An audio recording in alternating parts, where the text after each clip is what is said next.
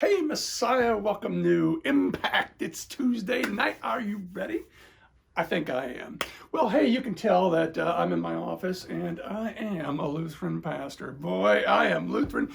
I, if I was shaving, which I'm not, but if I was shaving, when I cut myself, Lutheran blood would come out. Look at all this Lutheran stuff I have. Books on Luther, Luther pictures. I got a Martin Luther plate, cup. I got all the stuff. I even got a picture of Martin Luther. Can you believe that? And look at that little guy. Yeah, I love Luther. He's like a hero to me. I love his style, but most of all, I love his theology. Just I think it's the best. But I bet, oh, I'm not going to bet because I don't got the money for it. But I will say I might be one of the few Lutheran pastors maybe around in the world who keeps a picture of the Pope next to his computer. I look at the picture of the Pope every day. I love this picture. He's just smiling. I love that little mischievous grin of his. Pope John Paul. What a good dude. And I love this picture because, he was in charge of a lot of people, like, when he was Pope, a lot of churches, a lot of things going on. And at one time, he felt like the weight of the world was just on him personally. And he tells his story. I don't know if it was, it was not an audible voice from God kind of a thing, but he said, he sensed it in his heart or in his head that God was speaking to him. And God said this. He said, "Lighten up, Johnny boy. I've got this."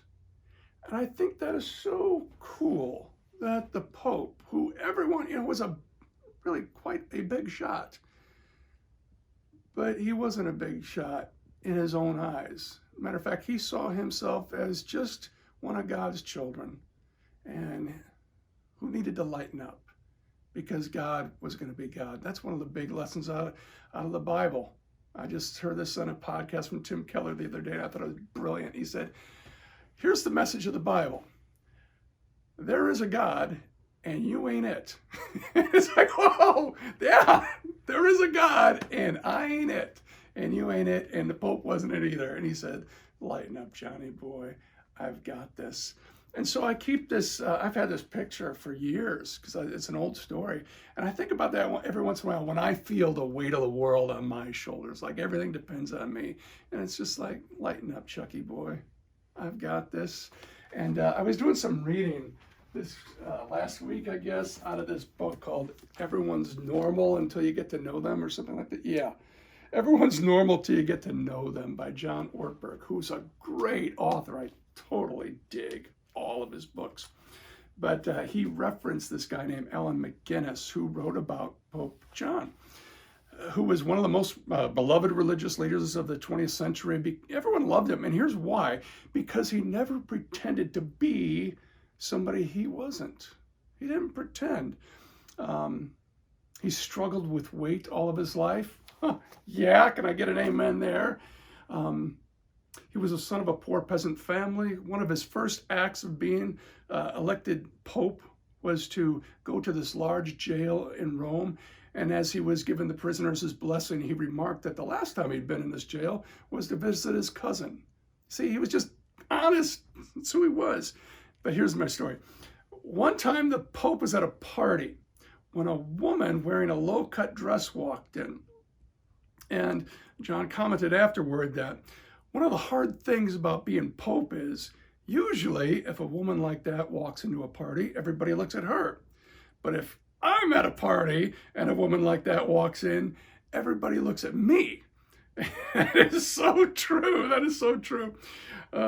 He said, to live with an unveiled face, right, means that I make a covenant that I will try to never pretend to be more than I really am. And then the author goes on to say that that's one of the best things we love about Jesus, isn't it? That Jesus, you knew when you read the Gospels, you know when Jesus is mad, you know when he's sad, you know when he's full of joy, you know when his soul is overwhelmed to the point of death. He says that to his disciples. My soul is overwhelmed to the point of death. Maybe you feel that way too. Maybe you're happy, maybe you're sad, maybe you're bored, maybe you're worried, maybe all the above. And you know what? We might have to hide it from one another. We shouldn't, but we just all kind of naturally do. And we can always try to work on that. We should, to drop the mask and lose the veil and just be us. But you never have to worry about that with God. Never have to worry about that with Jesus. He knows you. He knows you. And he loves you.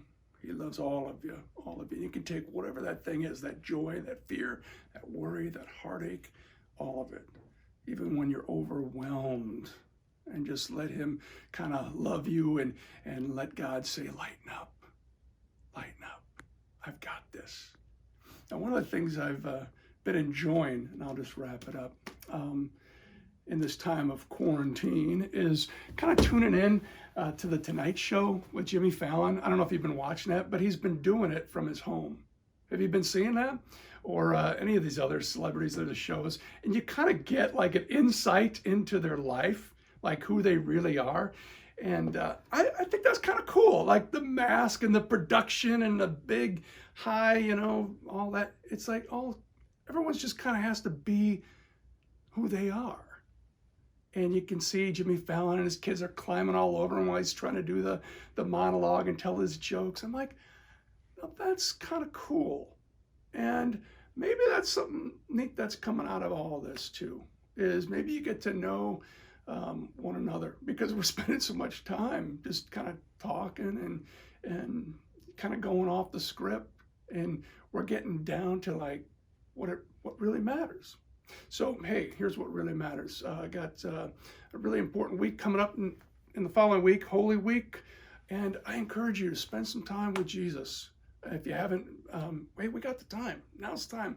So go to Matthew, go to Mark, go to Luke, go to John.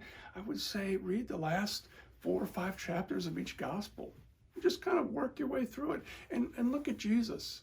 And you'll see him in all kinds of emotions. But he comes to his disciples, and you know what he does? He's God. And he calls them his friends. And he knows all about how they're going to wimp out and betray and run and deny. And yet he calls them his friends. Boy, if that's not good news for you and me, I don't know what is. Because, we're a wreck too. And we have who we want to be, and then we are who we really are, and we're up, we're down, we got faith, we don't have faith, we're strong, and we're weak, and sometimes we're really brave, and sometimes we're just cowards. And Jesus turns to us and he says, I call you my friend. Well, friends, I do hope you have a great week being who you are. Keep living the life, keep walking with Jesus, and I look forward to seeing you soon. Peace.